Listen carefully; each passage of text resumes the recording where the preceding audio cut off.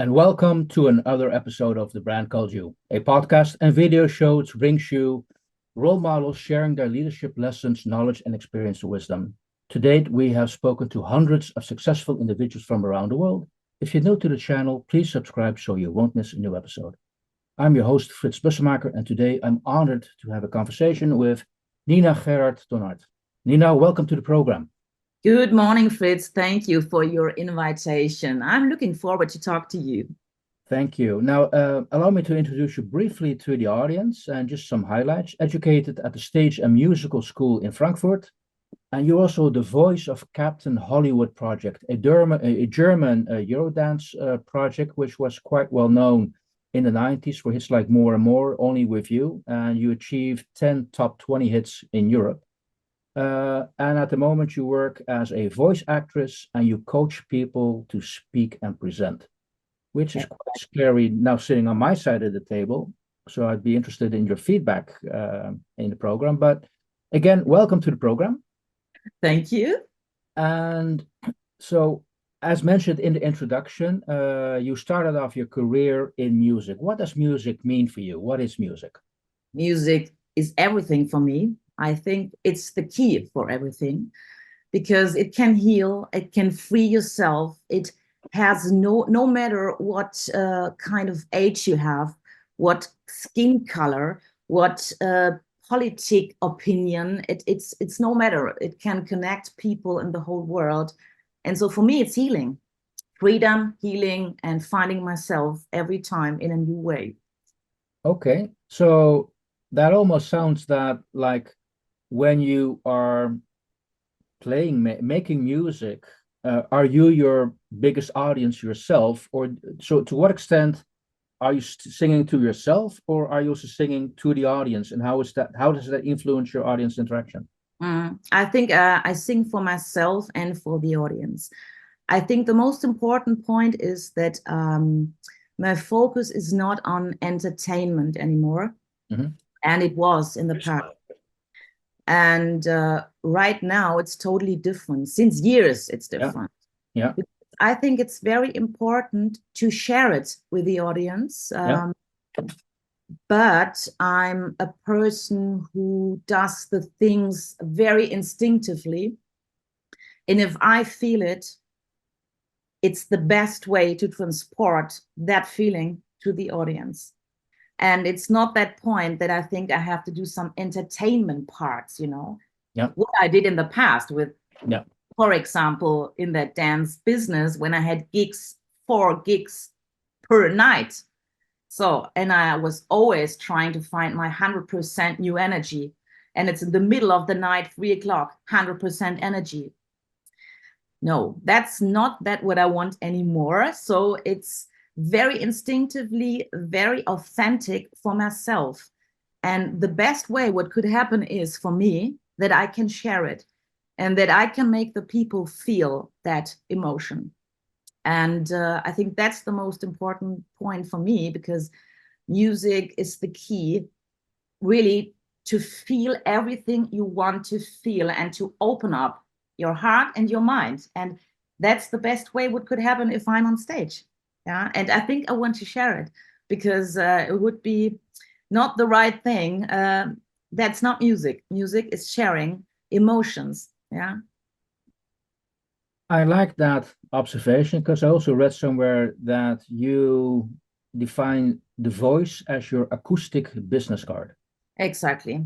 Yeah, that's our acoustic business card. Yeah. Exactly. Yeah, we can use it in the persuasion process. And I think it's, sometimes you figure out, you listen to a speech, you listen or you see a presentation and you think, wow, okay, you're an expert in your matter, but it's not enough. It's not enough because you have to find the right tonality, the right voice tone, because it really depends on the information, on the statement. There is always an emotion behind, if you want or if you don't want it. It's there, we can read between the lines. And if you just put in everything together, like the body language, then you can really see that, you can feel that. Is that person happy, unsatisfied, maybe angry, sad? What is it? And it happened a lot of times in the last years that I've seen speeches where I thought, okay, that's not my interest, but wow, yeah, I was totally impressed by that energy. And in the middle of that speech, I was totally into that matter. And after, maybe I tried to figure out more knowledge about matters, yeah, from that person, about things the person was talking to. And that's the difference. If you have a certain goal, and you have, basically, you have three motif systems, it's motivation, trust, credibility. So there is a difference. How do you sound if you want to motivate or to inspire somebody? You cannot sit there like, okay, well, now, good morning. I want to, you sleep, you go to sleep after 2 minutes. It's not that point. And even if you have a person you're interacting with, maybe this person doesn't know anything about your matter. Maybe the person has the same knowledge, but there is a big difference between being inspired and an inspiring speech. And this is what happens if my counterparts includes large companies. They really have very big events, and they have to convince, 100 people, thousands of international customers, for example. Yeah. And they sometimes really think too easy. They're like, oh, we will make it. We will make it. Once they start, they see, oh, no, okay, you didn't get it. Okay, what can I do? And then we start, the basic thing is breathing. You really have to exercise the basic work, like breathing, the right articulation, the speed, the volume, everything you have to control your voice. Of course, you can play with dynamics, fast and slower. Yeah, that can make a very big difference. But you really have to start with the basic. And one very important point is, when I'm a synchronous speaker also for TV and all those parts, we don't have time to get prepared for the product, for the counterpart. We have no time. We get a sheet, the agency gives us a sheet, we have 1 minute time. Yeah. We'll see, okay, what do we have to sell? An emotion, a product, what's going on? We don't have time for that, okay, to prepare. So we have to find the right tonality in between 1 minute. Yeah, that's the point. That's the point. If you have time to get more information about the partner or the business partner you're interacting with, okay, that's good. But what can you do if you don't have the time? So it's all about, the target is really to get related, to get involved with a partner you're interacting with situationally. Yeah, not always thinking the rest of the world is thinking like you, the rest of the world is on the same frequency. No, maybe there is a totally another way of thinking, a different way of speaking, of speech. Yeah, you use different keywords because you have different values. You have a totally different value system, maybe. So what are you doing if you really try to convince somebody? And even if you have a very big project, for example, you need investors, you have a very big project, you really should think about it before you go in that conversation. Maybe you have that same goal, but you're past each other because you use another language. That's a pity. And that's something which makes me very, very happy, even if it's sometimes hard work, because I have so many different characters in front of me that for me, it's totally interesting to see, okay, who's my opposite? Who's the one in front of me? And I think everybody does it different. Every coach does it different. But for me, being authentic is really the most important point ever, to really take the courage to show yourself, not always to think before, oh, I don't know, there's one in the team, maybe I don't want him to see some things I could make better, no.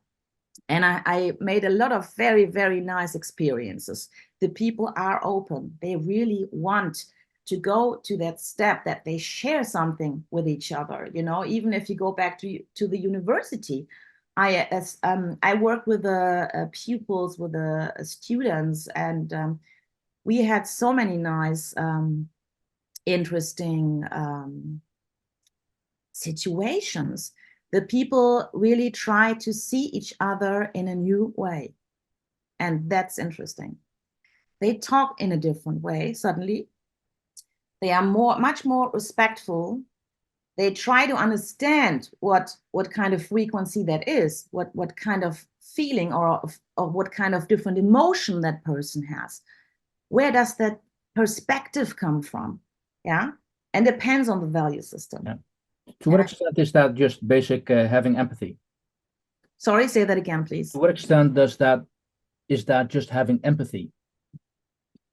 No, empathy is a very important point. The world without empathy, we would be totally lost. And I think that's what we need nowadays, empathy.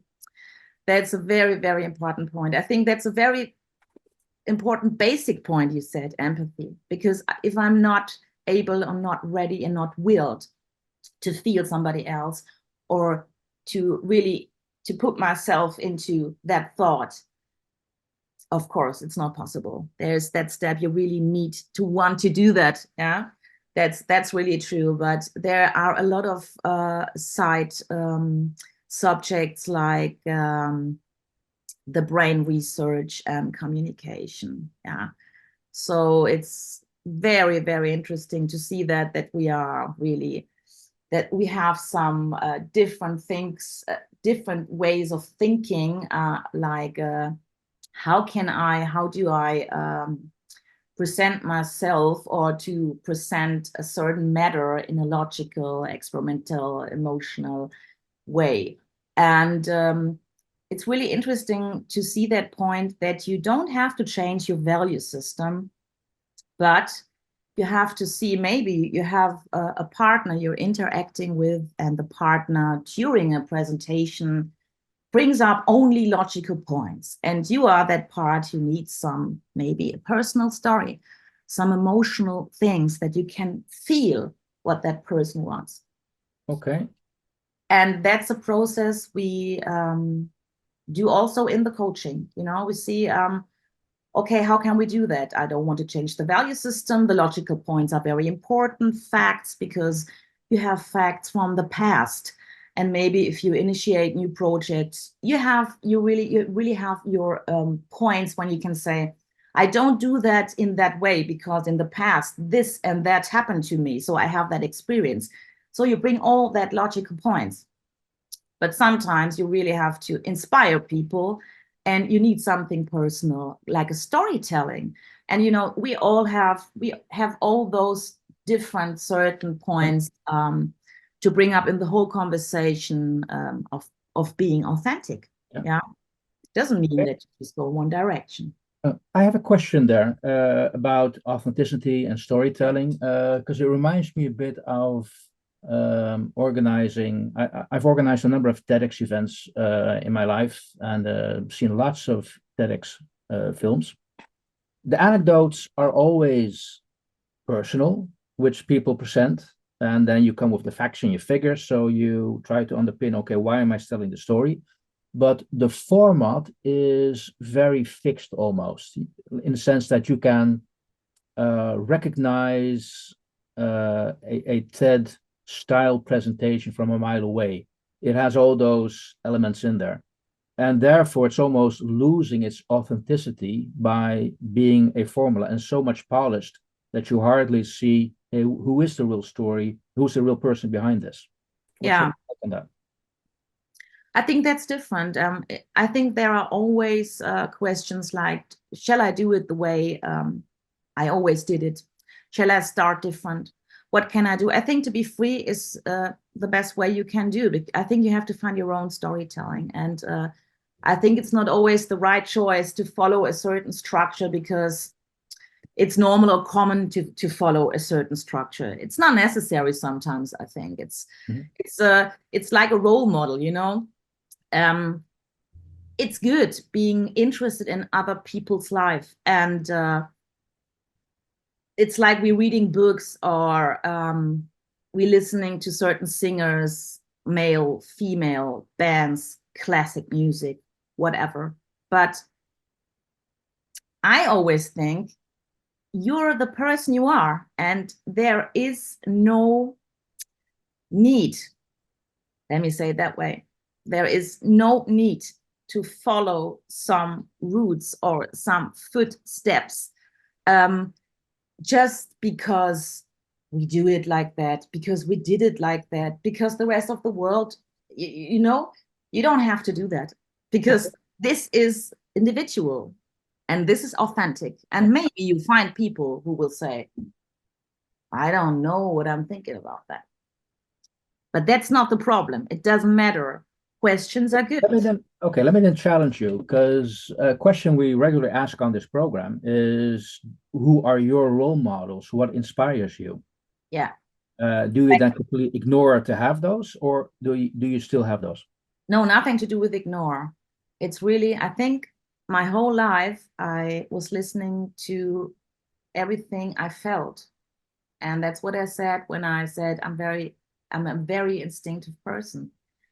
I have two different sides, a very analyzing part of my character and a very instinctive part.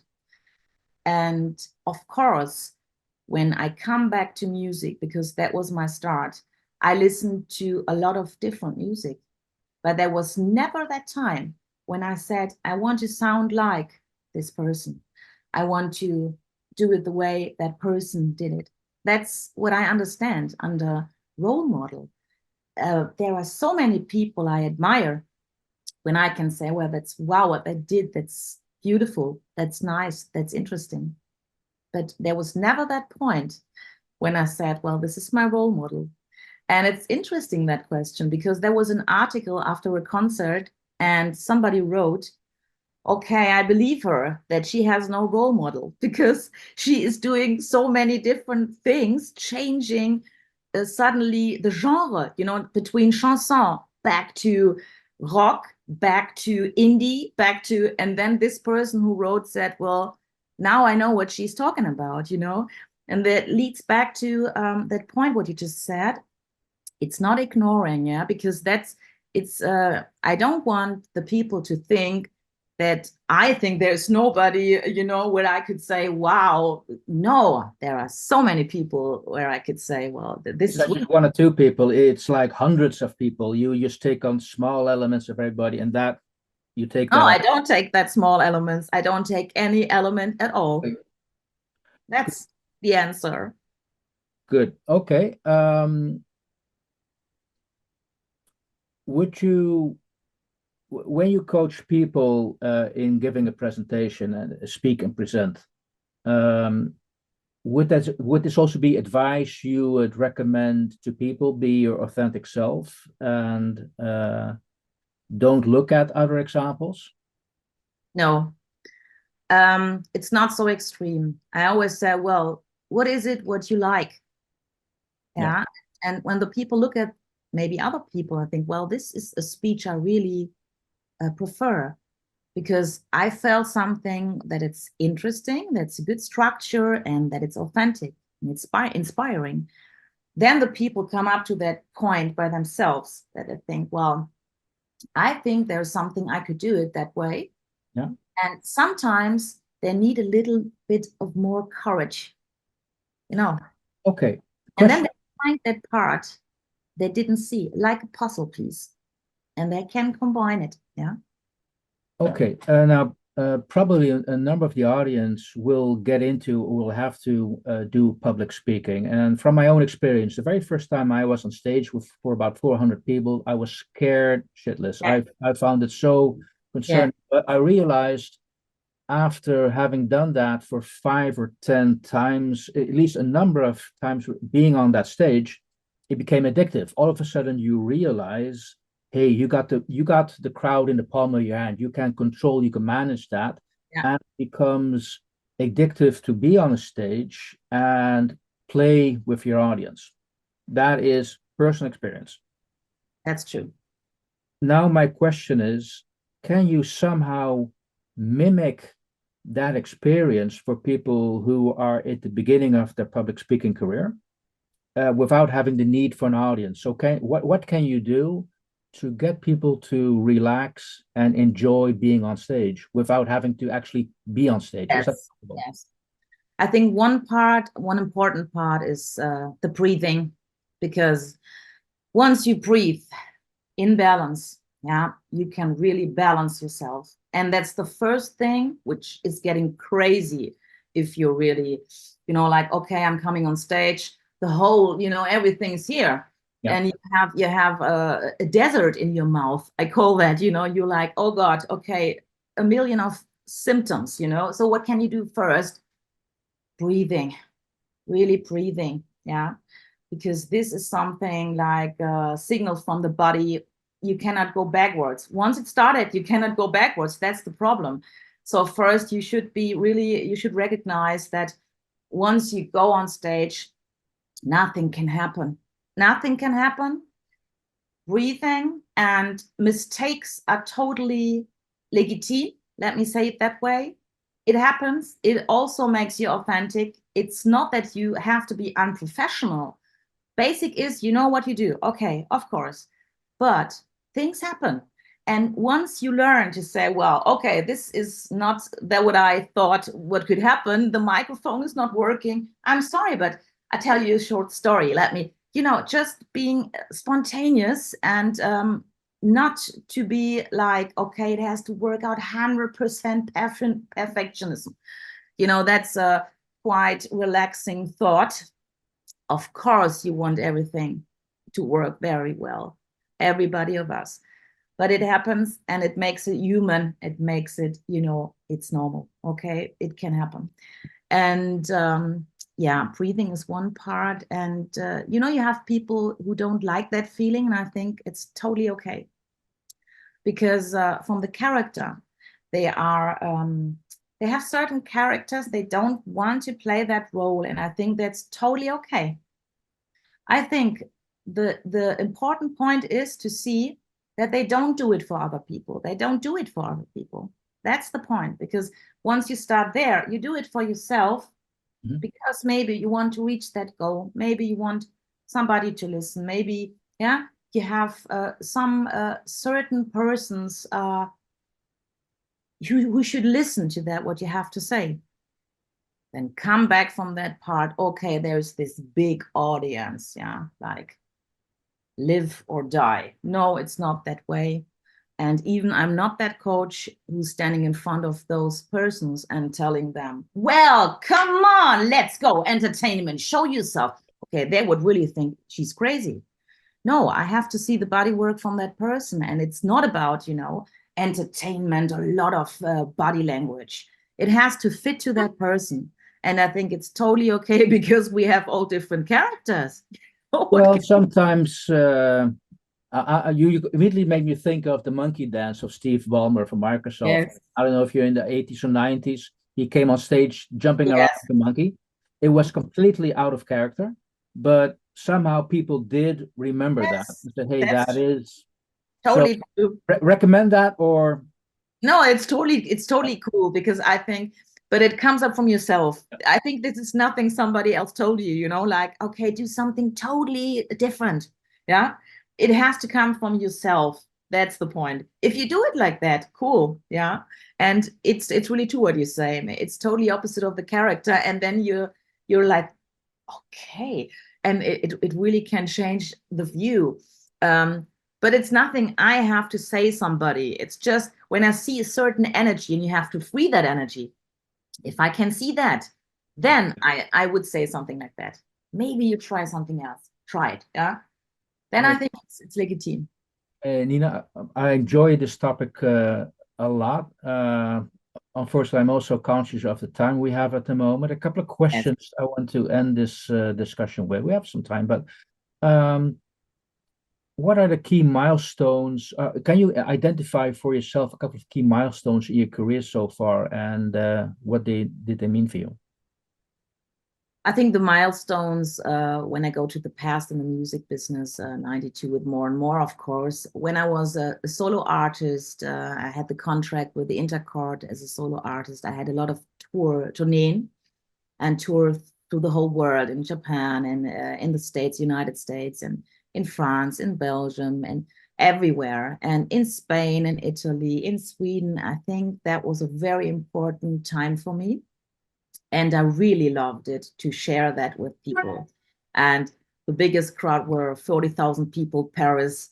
It was great. It was really, really great. But it also was the basic that was my inner wish from childhood, that I thought I want to sing on stage, and not something like I want to be famous. I want to sing on stage. And there was that way up there, and I'm very happy for that I really had the chance and the opportunity to experience and to share that. And also with the people, they still write to me in the messenger on Facebook, and I think it's very, very sweet, because it's 20 years, 30 years ago, and they're still into that. And I think where I'm really lucky and happy when they just tell me like, you gave me a present, because I remember that time, and that time was a very easy time for me. And maybe they met their wives, they had their children, so they bring up stories. Somebody came up, Nina, could you just sing more and more, please? Our child is born, and I want you, and crazy things. And I was really thinking that's so nice, because the people remember, and we could share a common feeling of that time. That's a nice thing. So that was one milestone. And the next was when there was that challenge that a business partner came up to me, and a good friend, and said, well, we have that problem on the university. They have to presentate. What do you think? Do you think you could jump in the water and try to find a new concept? And I was like, okay, I try. And so I tried it, and it was great. And so we did it many years. And so I was thinking about like, okay, the need is there, and we have that need everywhere, in companies and in universities. We should even start in schools. And then I really developed my own concept, and said, well, this is what you learned. You're a synchronous speaker. Put in your experience of being on stage, body language, entertainment, energy. What is it? Energy is a decision. Yeah, it's a decision. Don't forget that. And to bring up that energy, and to show up what it means to bring up energy, and to see who's on your frequency, who's not, who did you forget? What can you do different to speak, to get understood by all people, most of the people? And so I developed the Tonart, the company, when I said, okay, I want to build that up. I really want to do that, because in my childhood, I was reading books in front of the microphone with my father, headphones on my head. I was reading all those books on the microphone.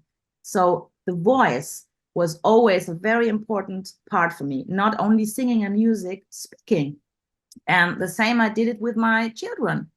We are reading, and we read so many books, and I speak loud. I go into the roles in an animal, and then I speak like this, and then we changed the roles, and even my son did it.